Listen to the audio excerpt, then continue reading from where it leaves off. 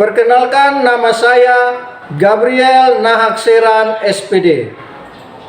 Saya mengajar mata pelajaran agama Katolik di SMA Negeri Wedero, Kabupaten Malaka, Provinsi Nusa Tenggara Timur.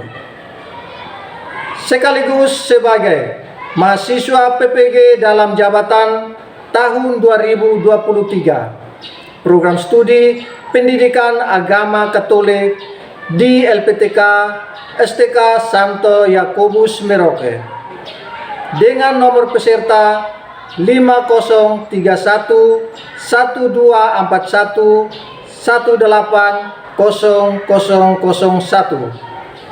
Saya akan melaksanakan uji kinerja di SMA Negeri Wedero. Berikut video praktek pembelajaran saya. Siap.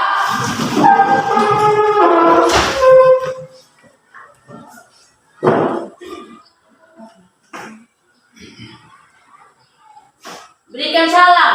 Selamat pagi, Pak. Selamat pagi. Apa kabar hari ini? Baik. Semua sehat? Sehat. Oke, baik. Sebelum kita berdoa, marilah kita cek dulu keadaan samping kiri kanan. Mungkin ada kotoran, silakan pilih.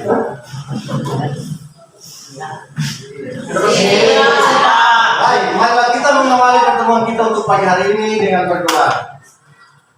Amin, silakan. Bapak Guru dan teman-teman, mari kita siapkan hati dan batin kita untuk menghadap Tuhan dalam doa. Dalam nama Bapa, dan Roh Kudus. ya Tuhan, ini kami anak-anakmu datang kembali untuk memanggil puji dan syukur kepadamu, karena berkat-Mu Kau kasih kepada antara Kristus Tuhan kami. Amin. Dalam nama Bapa, Putra, dan Roh Kudus. Amin. Baik, terima kasih. Silakan duduk. Terima kasih, Pak. Baik, Bapak cek dulu kehadirannya.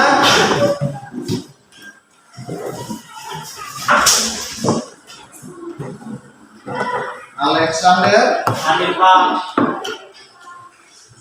Anastasia, Anggina. ada Pak. Oke, semua hadir ya. Amin. Oke, baik. Baik, anak-anakku yang manis, coba berikan senyuman untuk Bapak. Mana senyumanmu? Baik. Hari ini kita akan belajar tentang tema suara hati. Pelajaran kita minggu lalu tentang apa? Aku pribadi Yahudi. Aku pribadi Yahudi. Ada yang masih ingat? Angkat tangan. Oke. Aldo, silakan. Artinya bahwa seseorang yang memiliki perbedaan baik itu karakter maupun fisik dengan orang lain. Oke, tepuk tangan dulu untuk Anda.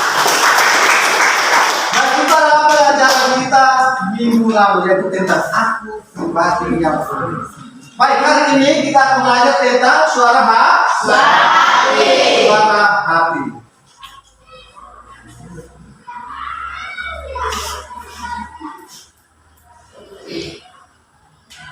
Apa yang dimaksud dengan suara hati? Ada yang tahu? Oke, silakan, Putra. Suara hati atau suara roh atau suara Allah yang menyuruh kita untuk melakukan suatu perbuatan yang baik dan akan bagi kita ketika kita melakukan suatu perbuatan yang jahat. Oke, tepuk tangan dulu. Suara hati adalah suara roh atau suara hati. Jadi dalam kehidupan kita harus mengerti yang namanya suara hati. Pertanyaan pemantik yang kedua, bagaimana sikap kita terhadap suara hati? Ada yang tahu? Ada.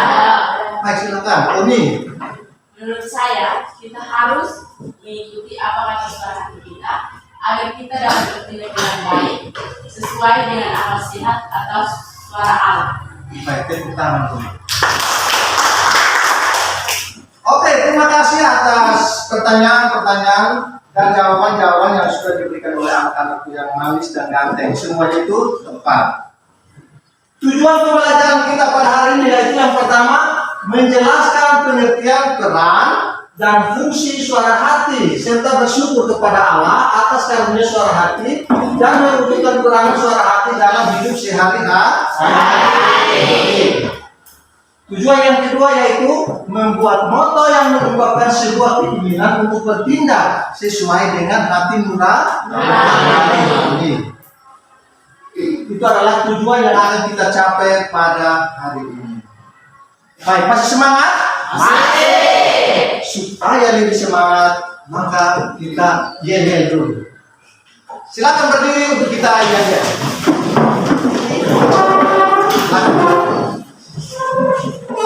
Satu kali tepuk semangat.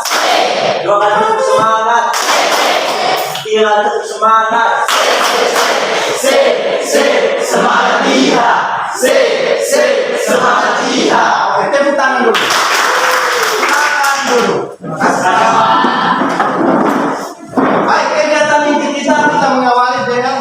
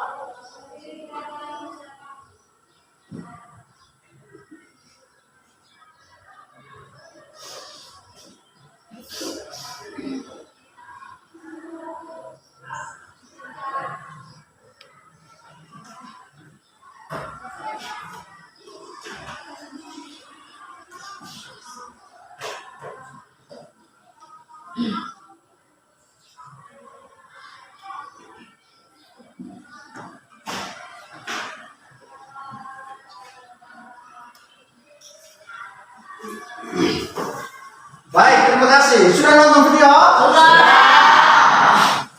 Bagaimana perasaan Anda ketika menonton video tadi? Senang. Senang, tentunya senang karena video tadi itu mengisahkan tentang anak-anak sekolah yang sedang berada di sekolah mereka. Baik, Bapak ada beberapa pertanyaan yang harus dijawab oleh anak-anakku yang manis dan ganteng. Pertanyaan yang pertama, bagaimana perasaan Anda setelah menonton video tersebut? Ada yang tahu? Saya. Oke, Arni silakan. Perasaan saya setelah menonton video tersebut ialah senang dan terharu karena melihat seorang pria yang bisa mengembalikan uang sebanyak yang ia dapatkan di depan kampus sekolah. Oke, tepuk tangan dulu. Ini dia senang karena melihat seorang pria yang mengembalikan uang yang didapatnya kepada teman sekelasnya atau teman sekolahnya. Pertanyaan yang kedua, apa yang mendorong laki-laki tersebut untuk mengembalikan dompet yang dia pilih? Ada yang tahu? Oke, silakan. Asri.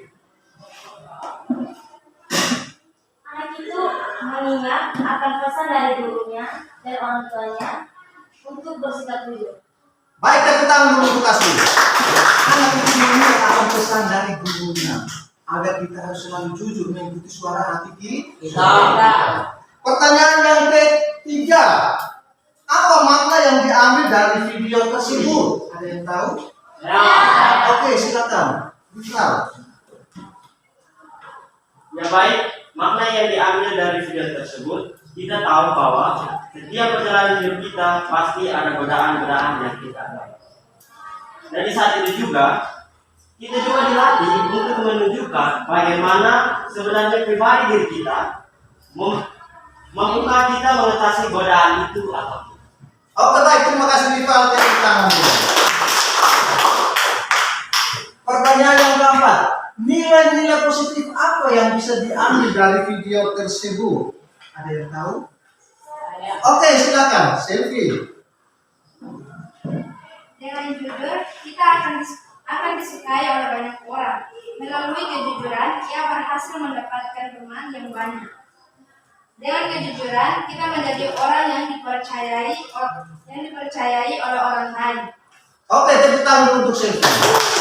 Baik, dengan jujur maka kita akan disayangi oleh orang lain atau teman-teman kita itu banyak. Baik, terima kasih atas jawaban-jawaban yang diberikan oleh anak-anakku yang ganteng dan manis. Semuanya itu tepat sekali. Tepuk tangan. Baik, demikiannya dari video yang kita nonton tadi atau dari jawaban-jawaban yang sudah disampaikan oleh anak-anak itu mau menyatakan kepada kita bahwa dalam kehidupan kita itu kita harus berlaku jujur. Kalau kita jujur maka kita mendapatkan banyak teman atau banyak sahabat. Tapi kalau orang yang tidak jujur maka akan dijauhkan dari orang lain. Itu makna daripada video yang kita ambil tadi. Baik, anak-anakku, Bapak akan membagikan LKPD untuk anak-anak kerjakan. Setelah itu kita akan membuat ini kelompok supaya bisa mengerjakan LKPD.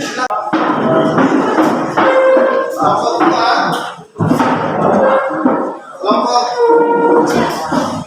ya.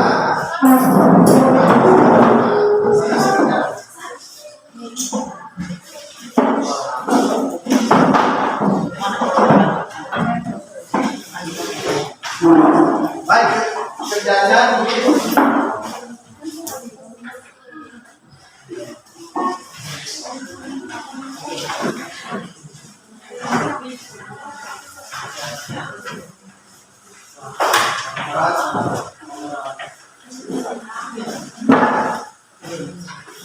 Baik anak-anakku, waktu kita 15 menit untuk mengerjakan LKPD ini. Setelah itu kita akan mempresentasikan hasil kerja dari masing-masing kelompok.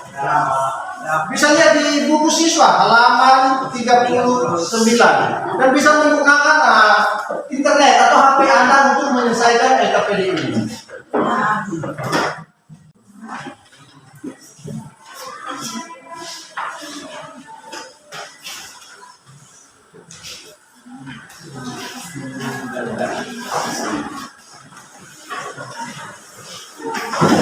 Keseriusan di dalam mengerjakan kelompok itu dinilai.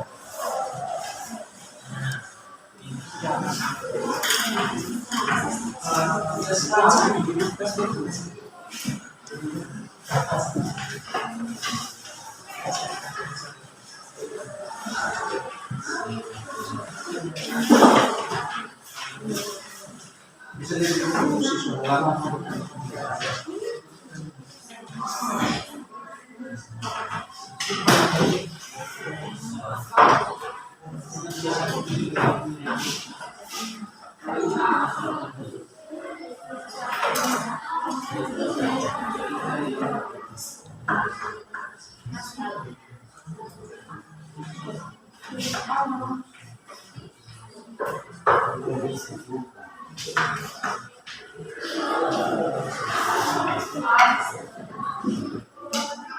Kelompok 1 sudah? Sudah. Kelompok 2? Sudah. Kelompok 3? Sudah. Kelompok 4? Sudah. Oke, baik. Kita akan mulai dengan presentasi kalau semua kelompok sudah. Kelompok 1? Selamat pagi teman-teman dan Pak Guru. Selamat pagi. Terima kasih atas waktu dan kesempatan yang telah diberikan kepada kelompok kami. Kelompok kami akan menjelaskan dan mempresentasikan hasil diskusi kami. Kepada Deo, saya persilakan. Baik, terima kasih atas waktu dan kesempatan yang telah diberikan kepada saya. Di sini saya akan menjelaskan hasil diskusi kelompok kami mengenai yang pertama, arti hati nurani secara sempit, dan yang kedua, cara membina suara hati. Yang pertama, arti hati nurani secara sempit. Hati nurani secara sempit diartikan sebagai penerapan kesadaran normal dalam situasi konflik yang menilai suatu tindakan manusia atas buruk baiknya. Dan yang kedua, cara membina suara hati. Suara hati dapat dibina dengan syarat yang pertama, mengikuti suara hati dalam segala hal. Seseorang yang selalu berbuat sesuai dengan hati nuraninya akan semakin terang dan berwibawa. Yang kedua, mencari keterangan pada sumber yang baik dengan membaca kitab suci, dokumen-dokumen gereja, dan buku-buku lain yang bermutu. Yang ketiga, menjaga kemurnian hati.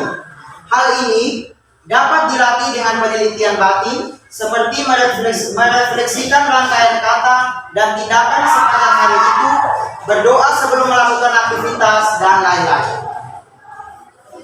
Sekian presentasi dari kami. Apakah ada pertanyaan dari teman-teman? Ada. Baik, yang mau bertanya, berdiri dan bertanya. Baik, saya akan bertanya kepada kelompok kalian. Apa penyebab suara hati tidak dapat berfungsi? Jelaskan. Baik, saya akan menjawab pertanyaan dari Adel. Penyebab tumpunya suara hati itu ada dua. Yang pertama, karena orang yang bersangkutan tidak biasa melakukan suara hati. Yang kedua, orang-orang yang selalu bersifat ragu-ragu atau bimbang.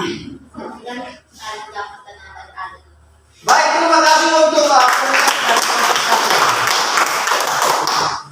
Sekian presentasi dari kami. Kami ucapkan terima kasih. Baik, yang berikut kelompok 2. Silakan maju.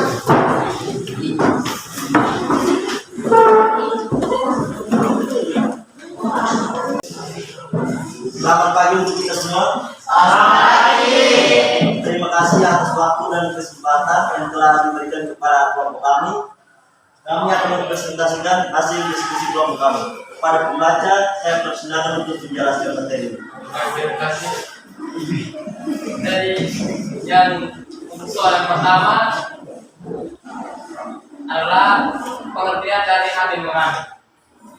Dari hati nurani merupakan kesadaran moral yang timbul dan tumbuh dalam hati manusia.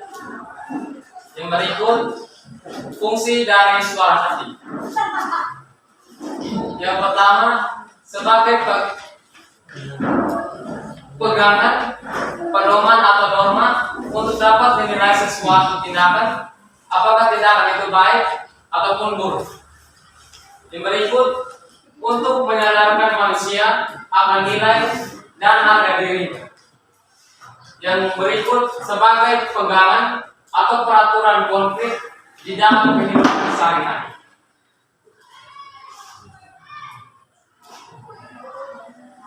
Baik, tepuk tangan untuk kelompok 2. Baik, sekian dari presentasi kami. Apakah ada pertanyaan dari teman-teman? Ada yang mau bertanya? Silakan untuk kelompok 2. Ada Pak? Ya, silakan. Coba berikan salah satu contoh yang menunjukkan bahwa suara hati itu sudah tumpul pada kalangan remaja dan masyarakat. Baik, saya akan menjawab pertanyaan dari kelompok 4. Contohnya itu seperti kebiasaan menyontek oleh para siswa atau anak sekolah pada saat ujian atau ulangan. Terima kasih. Baik, tepuk tangan untuk kelompok 2. Baik, sekian dari presentasi kami. Terima kasih. Terima kasih atas waktu dan kesempatan yang telah diberikan kepada saya. Sekarang saya akan menjelaskan hasil diskusi kelompok kami. Soal yang pertama, apa itu hati nurani? Hati nurani adalah kemampuan seseorang untuk membedakan mana yang baik dan mana yang buruk, sehingga dapat memutuskan sesuatu yang paling baik dan benar. Yang kedua, bagaimana cara kerja suara hati? Cara kerja suara hati adalah yang pertama, berperan sebelum suatu tindakan dibuat.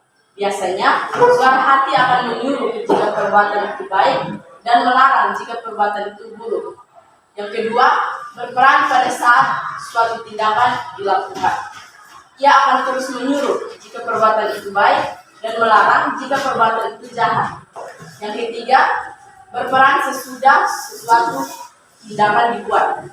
Suara hati akan memuji jika perbuatan itu baik, dan suara hati akan membuat kita gelisah atau menyesal jika perbuatan itu buruk atau jahat.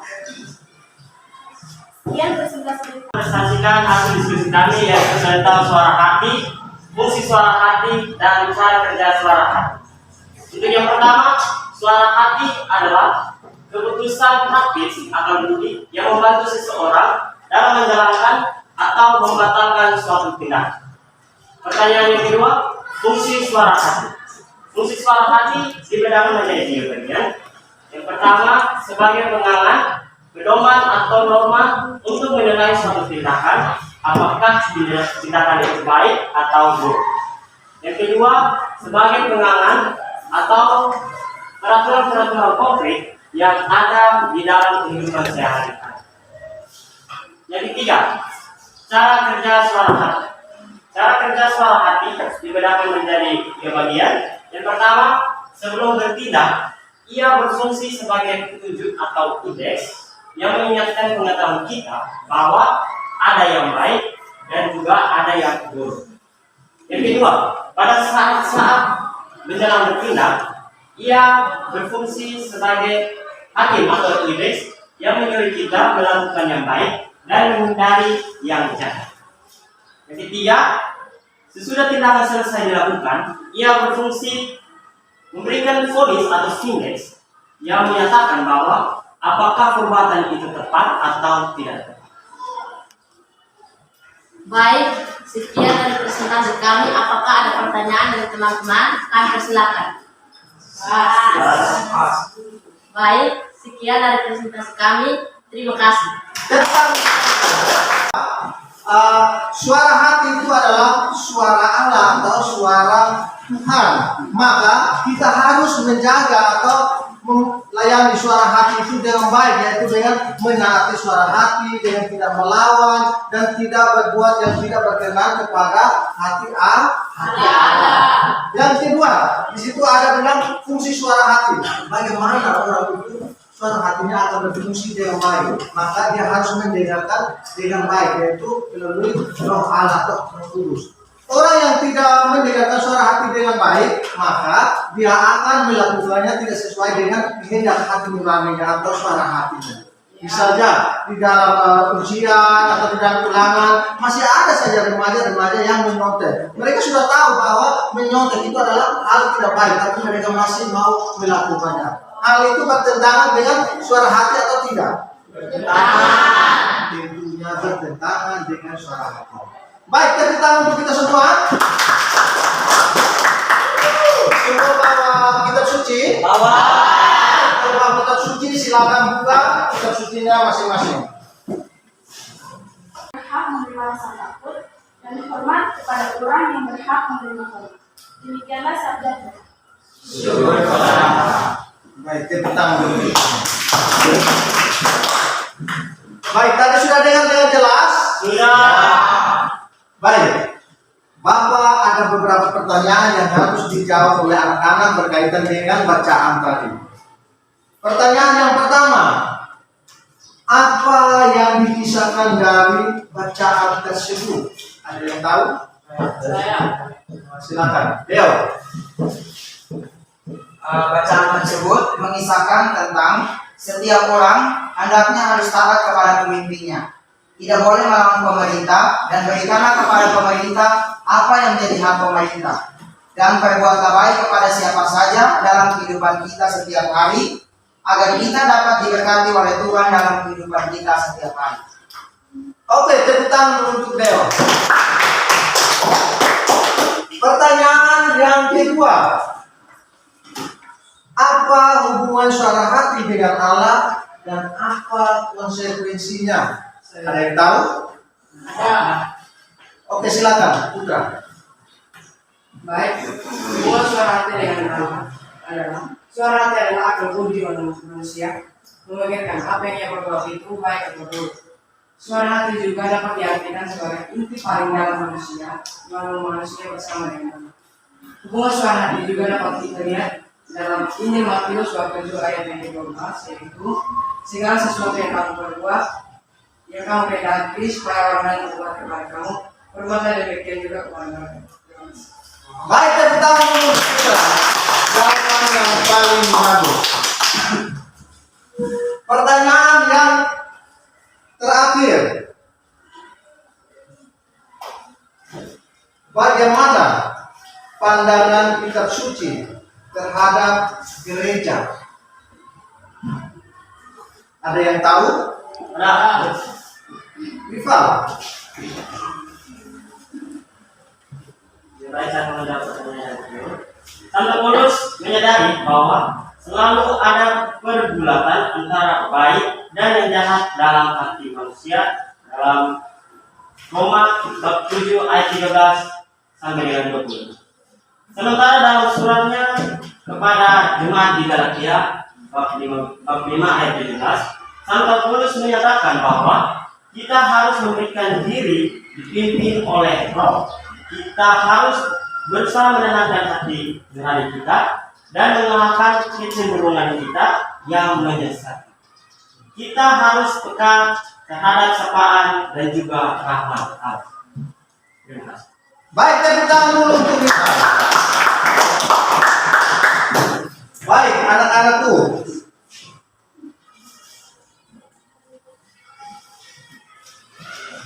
Setelah kita mendalami bacaan tersebut, Bapak akan memberikan kesimpulan atau peneguhan bahwa suara hati adalah tempat di mana Allah membisikkan apa yang boleh kita lakukan dan apa yang tidak boleh kita lakukan. Yang kedua, Santo Paulus menyadari bahwa selalu ada pergulatan di antara hidup manusia tentang kebaikan dan keburukan. Oleh karena itu, kita di dalam kehidupan kita harus menuruti yang namanya suara hati atau hati nurani. Yang ketiga, fungsi suara hati. Orang itu kalau dia mau suara hatinya berfungsi dengan baik, maka dia harus mendengarkan bisikan Allah atau bisikan Roh Allah di dalam dirinya atau di dalam hatinya. Itu suara hatinya akan berfungsi dengan baik. Baik, tepuk tangan dulu untuk kita semua.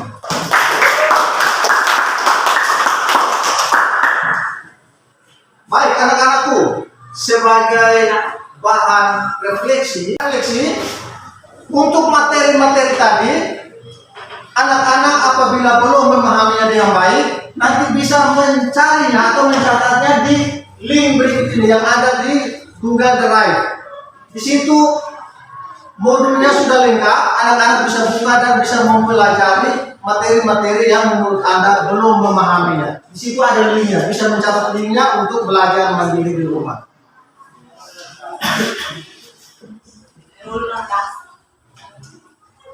Baik, sebagai bahan refleksinya, apakah dalam kehidupan setiap hari saya sudah bersikap jujur terhadap orang lain atau belum? Dari bahan refleksi untuk anak-anakku, di dalam kehidupan Anda setiap hari, entah di sekolah atau di rumah, apakah sudah bersikap jujur di dalam keluarga atau terhadap teman-teman, sudah bersikap jujur atau belum? Itu yang akan kita refleksikan di dalam pelajaran kita pada hari ini. Dan sebagai aksi, anak-anak akan membuat moto yang mengungkapkan sebuah keinginan untuk bertindak sesuai dengan suara hati atau hati nurani. Misalnya, hati nurani adalah ukuran kejujuran dan ketulusan. Seseorang akan bersikap jujur apabila dia mendengarkan bisikan suara Allah atau suara Roh di dalam dirinya. Dan tugasnya untuk anak-anak yaitu tuliskan sebuah doa syukur tentang kejujuran. Jadi tugas Anda menulis doa syukur tentang kejujuran yang ada di dalam diri Anda.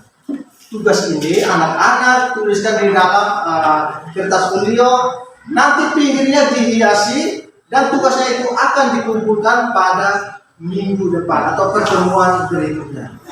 Jelas? Jelas. Oke. Kalau sudah jelas, kita akan menutupi pelajaran. Kita mengakhiri pertemuan kita dengan doa penutup atas nama Bapa dan Putra dan Roh Kudus. Amin. Ya Allah, dengarkanlah suaraku pada waktu aku mengaku, jagalah nyawaku terhadap musuh yang dahsyat. Sembunyikanlah aku terhadap kesepakatan orang jahat, terhadap kerusuhan orang takut. Mereka berkata teguh dan maksud yang jahat. mereka membicarakan hendak memasang perangkap dengan sembunyi. Kata mereka, siapa yang memarahinya? Mereka merancang kecurangan-kecurangan. Kami sudah siap, rancangan sudah rampung. Alangkah dalamnya indahnya hati orang, tetapi Allah menyembah mereka dengan panah. Sekonyong-konyong mereka terluka. Ia membuat mereka tergelincir karena tidak mereka. Setiap orang yang melihat mereka menggeleng kepala. Maka semua orang takut Dan memberitakan perbuatan Allah. Baik, demikianlah Mazmur pada pagi hari ini. Atas nama Bapa dan Putra dan Roh Kudus. Amin. Siap. Berikan salam. Terima kasih, Pak. Terima kasih, selamat beristirahat.